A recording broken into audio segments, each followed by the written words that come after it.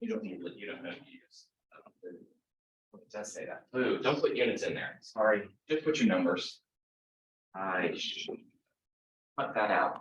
I forgot to cut it out of the problem statement. So it's just the 3 digits for the units or however many sig figs. 3 sig figs for the user. Yeah. What was your question? Same thing. You can't put the units in. Yeah.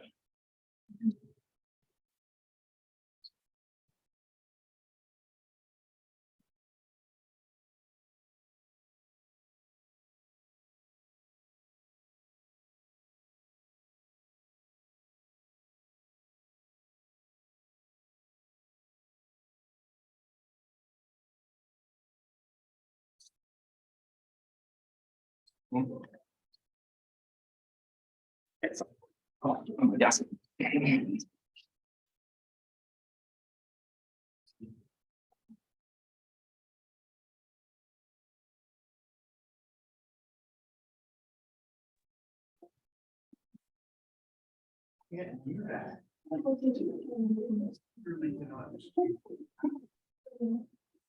Good morning, Stafford is here.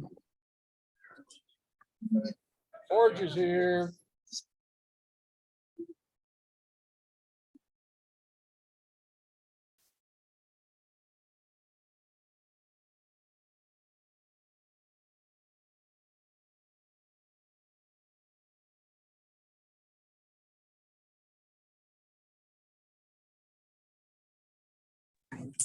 Fotsy is here. Where are we? Are we?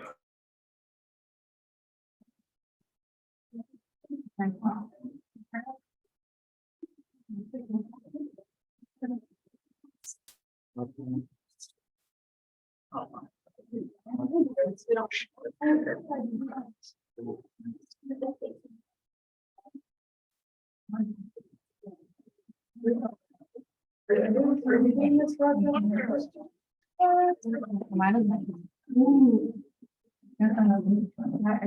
think 91.1.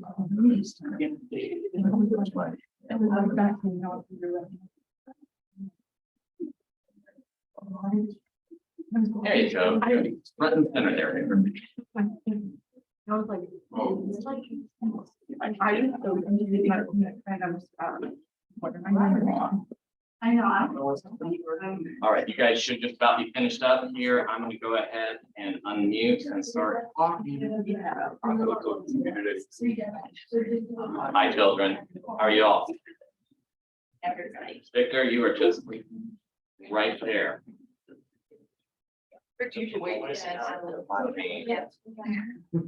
Which is fat. Yeah, there is. I thought you would. They can hear us. Yeah. All right. 1, 2, 3, 4, 5, 6. That's everybody. Okay, we are all in. So welcome everybody. Today we are going to, let me see if I can switch this so that you don't see 1,000 of yourselves. Hold on. Camera, do this here. Maybe I should just teach it like facing. Oh, that'd be facing my back. Okay, welcome everybody. So today what we are going to do is we are going to talk a little bit about the idea of a limiting reactant. This is the next step in your comprehension of a stoichiometric process. So stoichiometry, hopefully you've had 1, maybe 2 days of how to practice it. I'm going to do a little bit of review and then we're going to jump right into this last little piece of the puzzle. And then I'm going to try and send you out there and get some practice on your own. So I'm going to share my screen so that you guys can start seeing what I want you to see, which is, let's see, down here, we are going to have this right there. Okay, so stoichiometry, we have talked about it and what it is. Basically, the idea is that we are converting 1 unit from a chemical reaction into a different unit of the same chemical reaction. Well, I decided I would start the question here, though, with an analogy And maybe you should ask yourself out there, is a hot dog a sandwich, and let the debate ensue, and you can find out who is just absolutely absurd and says that it's not a sandwich, and then the rest of you people, I'm just kidding. It is not a sandwich, but maybe you might think that it is, and so we'll just let you have that. But in the picture, what I want you to focus on is the fact that someone's going to get left out. Now, this would be a panacea. This would be a dream come true for my son. My son doesn't like carbohydrates. He won't eat bread. And so he eats his hot dog just on a fork. And it's odd and it's weird. But for the rest of us, this will seem a little bit off in that there is an extra hot dog.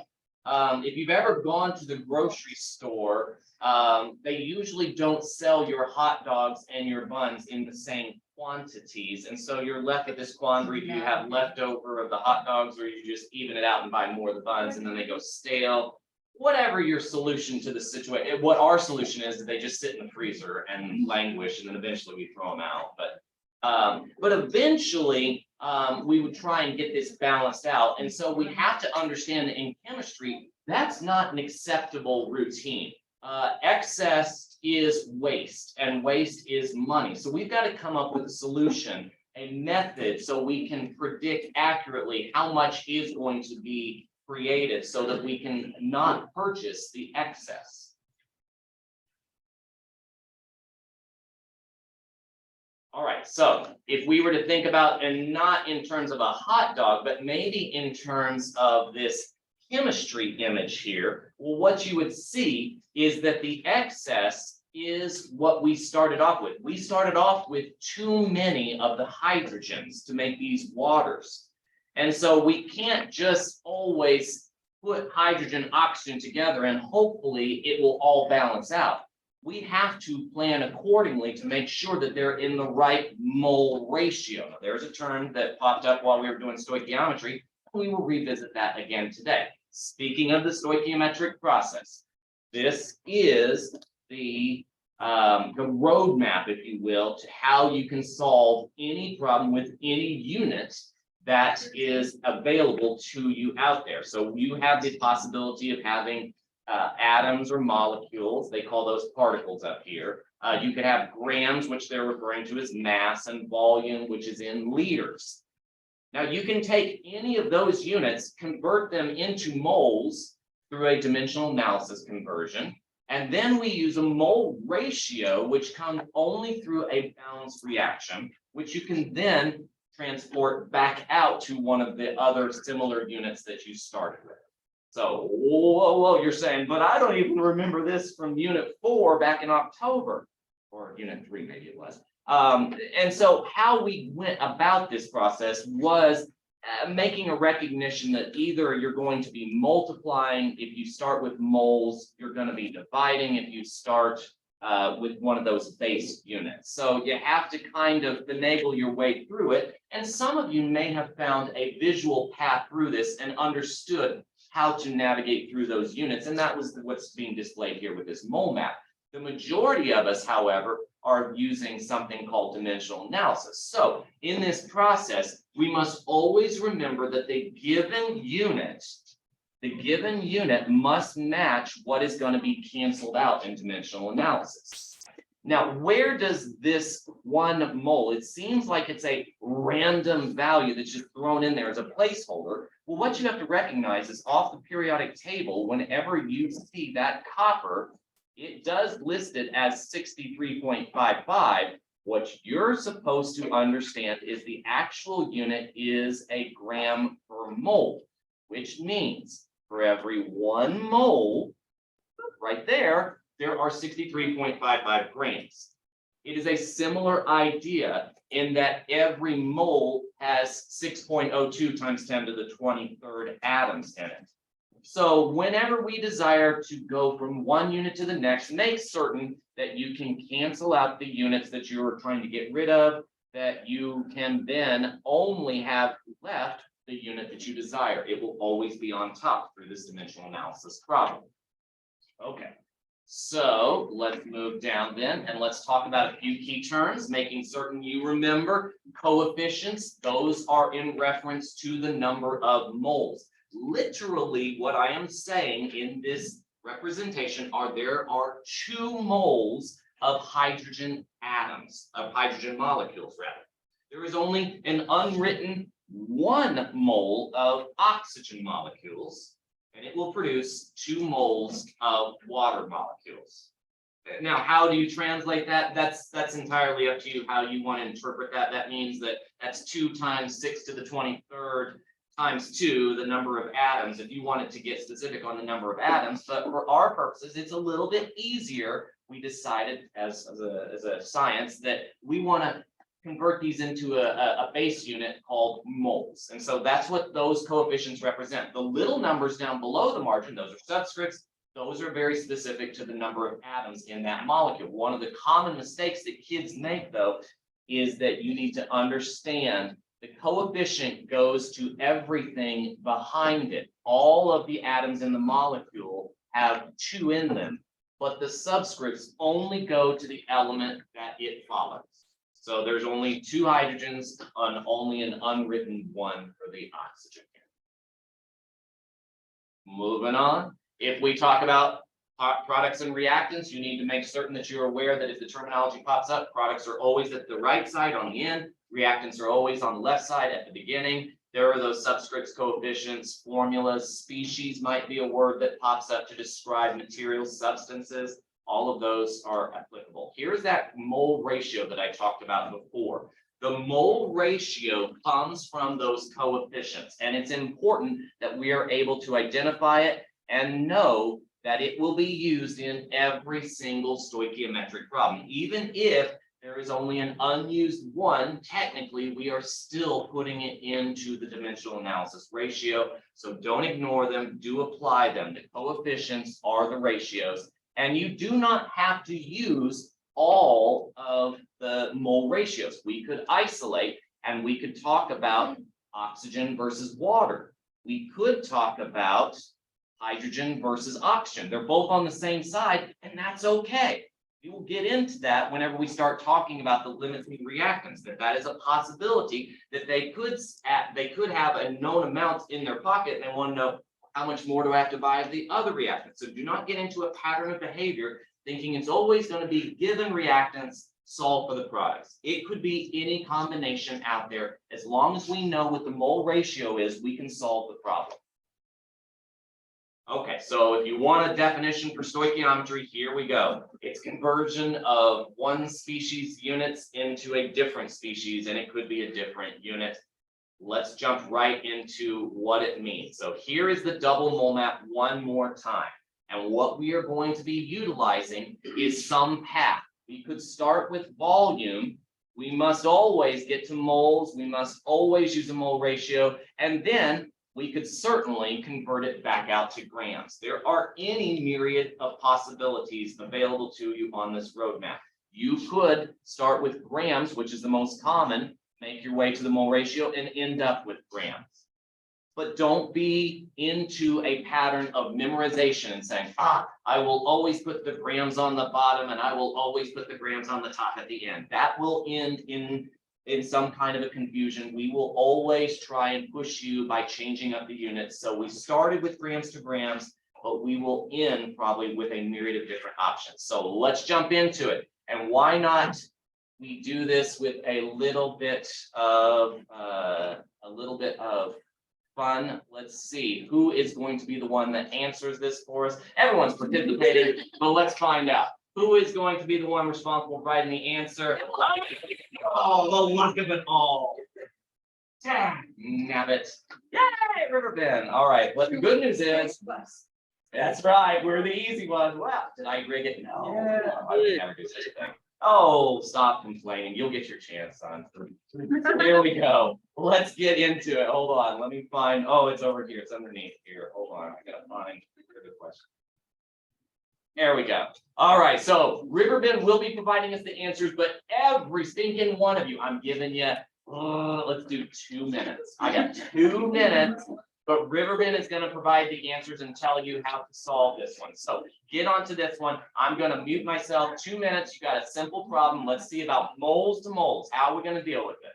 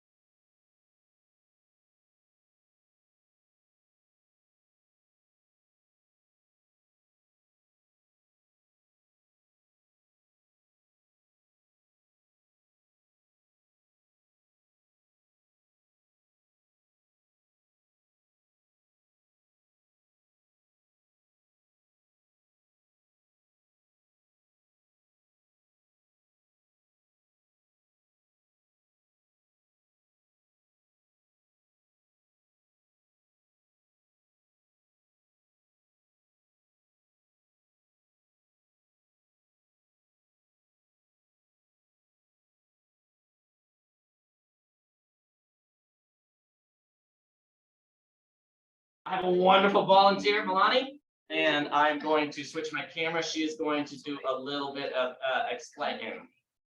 So here we go. So ready? Let's do it. Yes, you're on camera, live, action. Explain it to us. Okay, so I put 2 aluminum on the top and 3 FBO at the bottom. And why did you do that? Well, we needed also aluminum to react to FBO, so. And so what goes next to this? What am I going to multiply this ratio? This is my mole ratio. What am I multiplying that by? That's exactly right, because this is in moles of, oh, what is it? Moles of FeO, yeah.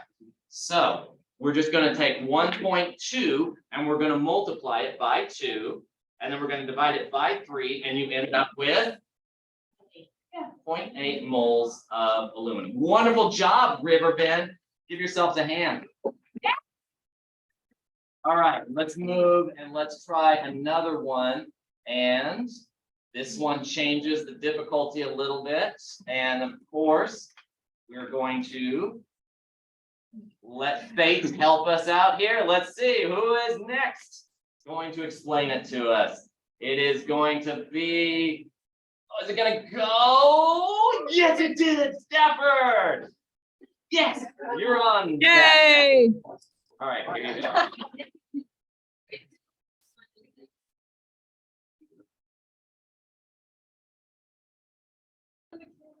You got about 3 minutes.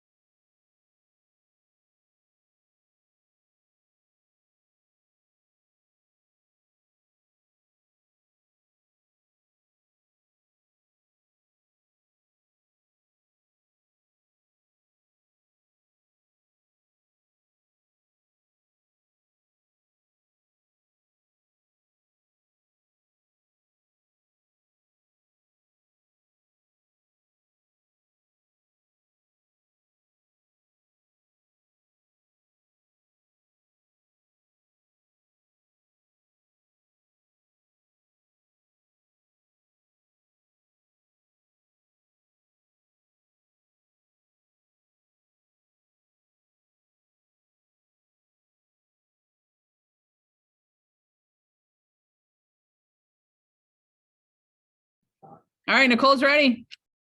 Are you ready for her? Do you have- Heck yeah, let's see it. Let's hear it. Do you want? Can you All take over? I don't know. I'll draw it as she explains it. You're not gonna let me share my screen. How do I do that?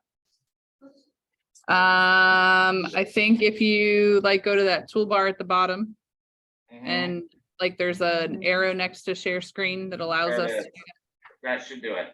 and then participants can share. I got you. So you're in now, new share. Multiple participants can share simultaneously. All that right, work? we want to do that. Yep, I just have to find the right thing. Okay, cool. So do you need us to explain? Do you need her to explain it? She did a great job. Heck yeah, yeah. It's right there. Go ahead, Nicole. Okay, so it gives us 591 grams of Fe to start, and we don't need to, we need to convert it to mole A, so it's 1 mole Fe over 58.847 grams Fe. And then we need to do the mole ratio, and then that's 3 moles CO over 2 moles Fe. And then we're gonna do 28.0105 grams CO, and I got that by using the things from the periodic table. The masses. Yeah, the masses. Yeah. And I put that over 1 mole CO, and my final answer, I put it up top, it was like 444.6 blah, blah, blah, and then we had to use sig figs, so I got 445 grams of CO. That was my final answer. You're muted. What was that final answer again? 444, 445. CO. Okay, let me finish up here. And then, so I got 1 mole of CO and it weighed about 28 grams of CO. Okay, good. Wonderful news. Okay. All right, we got one more practice in us, and then we're done. All right, let's go back to the wheel of, fortune here. Okay. Share your, oh yeah, got it. Uh-oh. Who is it? Oh, North, you're on deck. All right, so you got one more problem. All right, here you go, North. Here is your problem. Let's see you do it. Another 2 minutes. Let me know whenever you're ready to explain it. Take over. Go.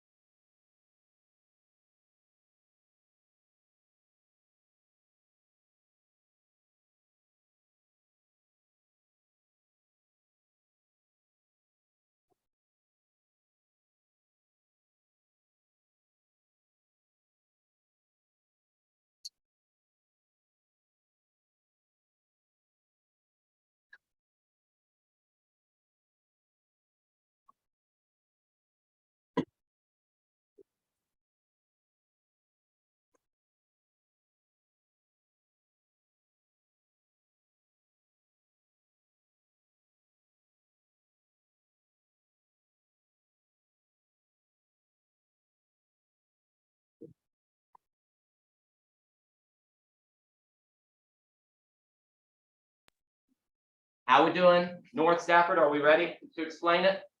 Explain? We are, she's just, you can just stand right there. That's fine. That's fine. Go ahead. And make sure you're very close to the microphone. Up. Up there. First, you take 4.5 moles of iron and multiply that by the ratio of 3 moles of CO divided by 2 moles of iron to get 6.75 moles of CO. And then multiply that by. And then multiply that by 22.4 liters of CO to get 151.2 liters of CO. Then for sig figs, you would get 150 liters. What? Oh my goodness. Amazing work. That's our review. We have become masters of stoichiometry. That is something that we should make t-shirts for. I'm telling you, you should just wear those around the school. No one would believe you, I'm sure. Yeah, no, we have great social lives. So let's move into what's important about today. So today, what we are going to talk about are these limiting reactants. There are a few new terms that I need you to be aware of that pop up within the context of the questions. One of those terms is excess. Excess is a common word for us. We should understand it's in abundance. It's extra. It's something that was not used. It's the exact same connotation within this balanced reaction. After we have mixed all of the reactants together, one of the reactants, just one of them, is going to have extra. Can't be two of them having extra, because then we could add them together to make more. Now, of course, the exception to that is what if you have 3 reactants, but we're never going to do that to you. Every single problem always just has 2 reactants. One of them will be excess because it has extra. It's not being used to make a product. The other would be the limiting. So they don't say any other common term that would describe something. What would be the opposite antonym of excess? Would be absence, surplus. A lot. A lot. So excess, well, we're going to go with the term limiting. So that's the term that we're going to use in the scope, meaning that there is not enough. It ran out. We used every single gram, liter, or mole of this reactant. So one of them will be in excess. And in this example image here, it's the oxygen. But the limiting reaction is the hydrogen. It stopped the reaction from continuing because it ran out of material. So we've got 2 materials. One of them will always be excess. It will always run out. One of them will be limiting. I'm sorry. Limiting will be the one that runs out. Excess will have extra. So our job is to identify which is excess and which one is limiting. And you're saying, well, it would be kind of easy because if you had 50 of this and you had 45 of this, it's the one that's lower, right? Because the molecular mass of the oxygen is going to mean that there's actually fewer moles, maybe, of one versus the other. And so it is not always going to be as straightforward as just looking at the initial amounts to determine which one runs out. So we have to end up doing 2 stoichiometry problems. And so you people that are on the wheel of death still, well, I'm sorry, it's probably going to end up that they're going to do 2 stoichiometry problems for the price of 1, but that's okay. That's the price of gambling. Don't gamble. Lesson. So there's another term that may pop up. 2 terms, actually. There is the actual yield, and this is going to help us as we say farewell to one another. There's going to be a new topic out there that I'm going to let you fester over and maybe do mull it over while you're talking about practicing, maybe, or we'll just save it for next class. It's called percent yield. So in this formula for percent yield, there's 2 terms we must know. The actual yield is what you achieved in the lab. So this is your lab value. This is how much material you collected in the lab. How many of you have been in the lab recently already? Did you guys get to do a stoichiometry handout or any kind of hands-on material yet for stoichiometry? We're doing it Monday. Doing it Monday. Well, teachers that love their classes actually went ahead and provided a hands-on. I'm sorry, my class, we actually just did a little hands-on activity. And so we got to do some ideas about how to deal with actual chemicals and stoichiometric properties. And we know as a fact that sometimes these labs don't work out great. So these lab values, even though they are actually collected, they're not always what we predict them to be. So actual values are what happens in the lab, whereas the theoretical, this is the stoichiometry. These are your stoic values. So you're going to have these 2 terms straight in your head, that actual values are from the laboratory collected by someone, something. And then the theoretical is the calculated value. It is the correct value in this process because the stoichiometry, the math doesn't lie. The theoretical is what we're going for. The actual is what we end up with. So what you're going to do with that is you're going to plug it into this equation. So here we go. A very simple equation. The lab value divided by the stoic value. That's it. If you take those two, you end up with your percent yield. How correct is your value in comparison to what you should have gotten? And this is important. This is an efficiency, essentially, is what this is. This is telling the chemist, well, does this reaction in the laboratory, does it yield enough of a result for me to continue doing this?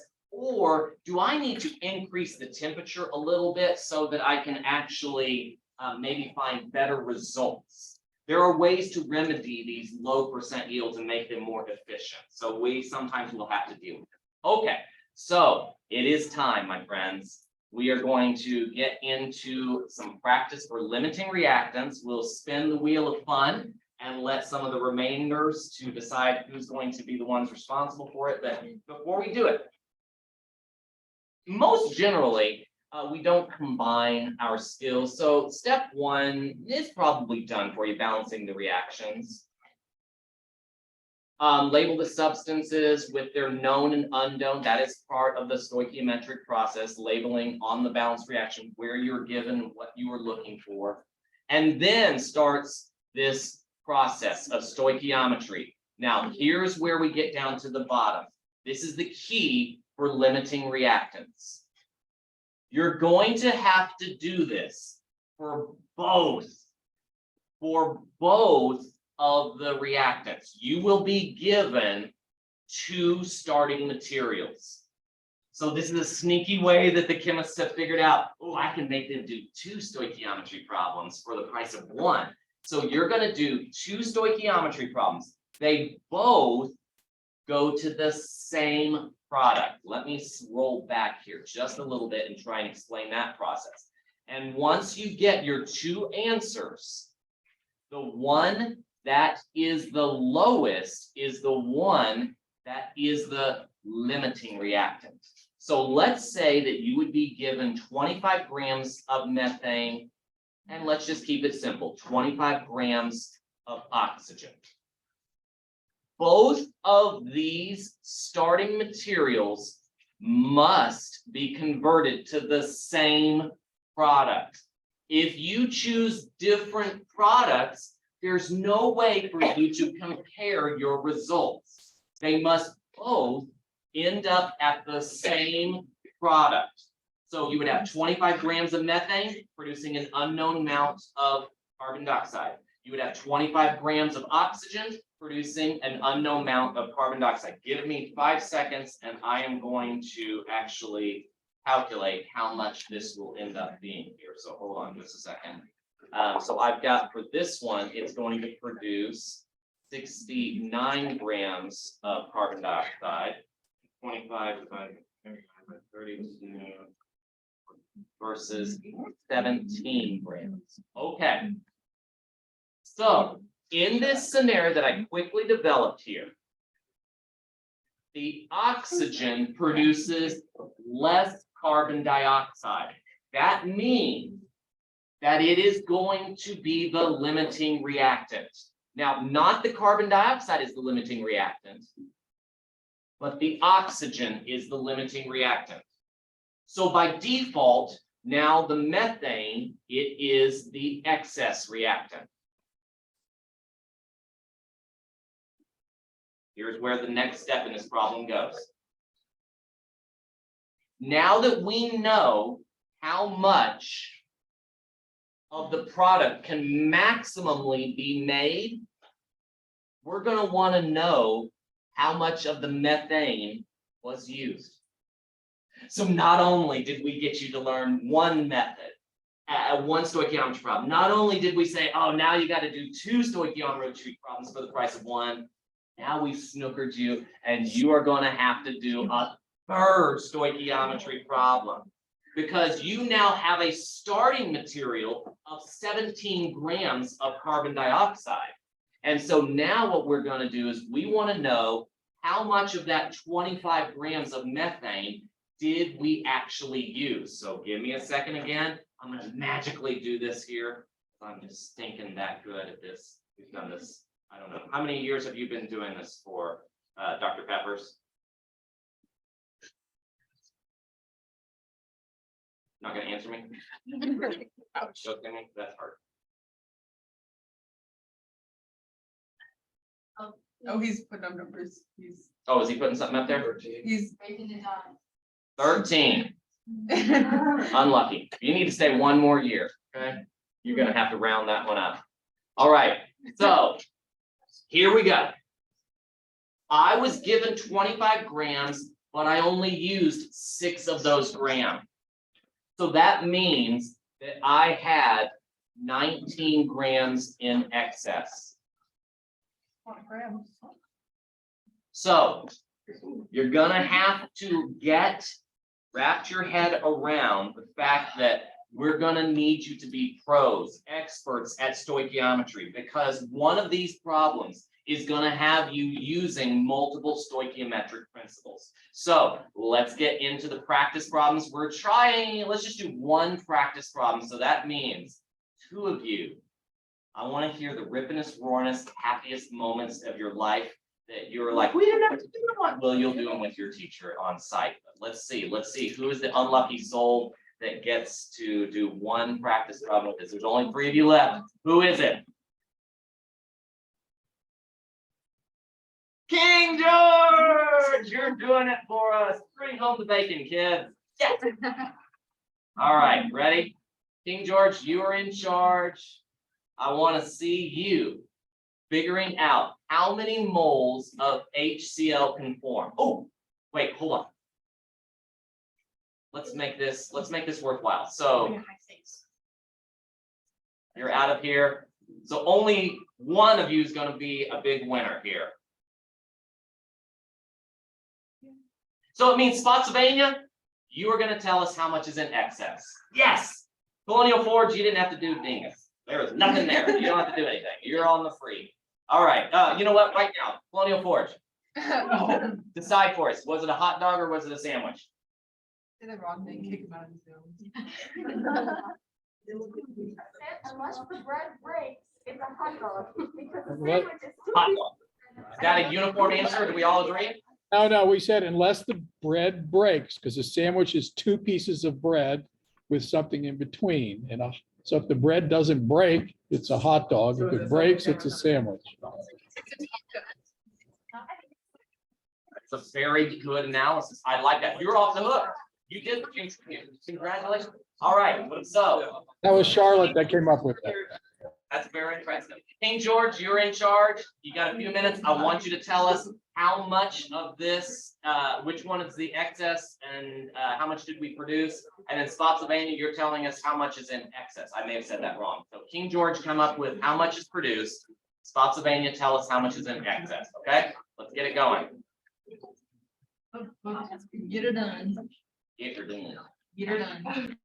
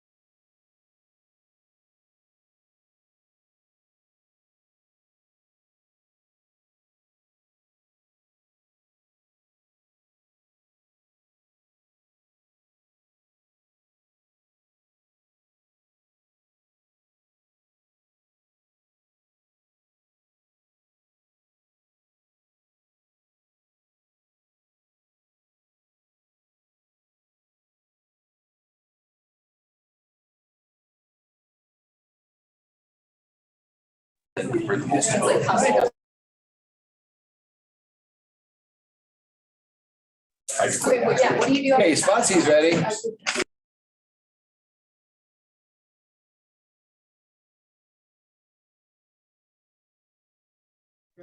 You know, the funny thing they brought up to me in class, they were saying that wasn't fair for you, Spotsy, because you had to solve it also to get your portion of it. So you ready to take over, Dr. Peppers? You want to explain it? Have one of your students explain it for us? Yeah, absolutely. So, does anybody, Charlie, why don't you come on up here and explain it? I don't think I could share because we had a problem with seeing the shared screen. So just talk to the camera there, right there. Right there. See us? See us right there? So then that would be. All right. And All right, go for it. All right, so first you have to use stoichiometry to find both the, like what it will react with for the product, find the moles of the product. So what we did is we did 4 times molar ratio was 8 moles of HCl produced when you're calculating with the H2. And then you do it for. So what was the molar ratio there? 2 to 1, right? 2 to 1, Okay, yeah. great. Okay. And then you equals use 8. Right. 2 moles of Cl times 2 again is 4 moles. So the limiting factor is the Cl with 4. And then you use that 4 in the HCl to convert back to moles of H2. And you get 2 moles because you multiply by the mole factor 1/2. And then you subtract that 2 moles from 4 and get 2 excess. Okay, that was all correct, but you were going a little bit fast for me and my pen couldn't keep up with you. So hang tight with me. What was your name, Duke? Charlie. Charles.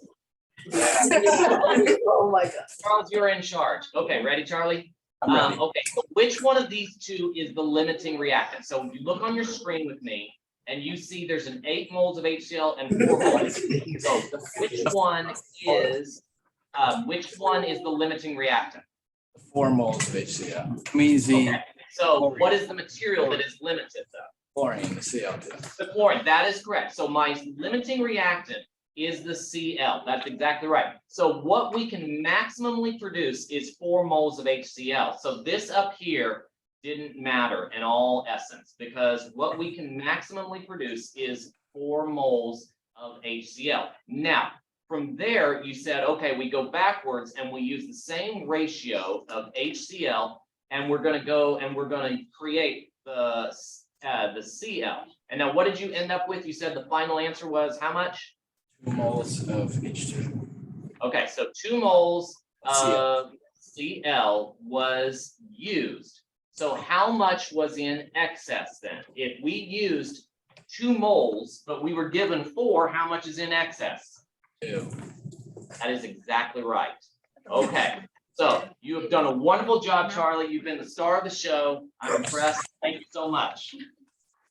Folks, this is everything that I need to share with you about limiting reactants. There are extra practice problems that are on this sheet that your teacher can provide to you. It has been linked, it is open, so just ask for that and they can provide it to you. It will look something like this right here. So if you want to get that Google link, just ask your teacher, they can provide it to you. And there are some extra practice problems that will go into these limiting reactants. I'm sure that there are a multitude of practice problems you can find on the internet that if you just Google in limiting reactants, you can help yourself to them. So this is everything I wish to share with you. Thank you so much for your time. Have a great, wonderful weekend. We will see you again soon. Bye-bye. Bye, thank you. Bye.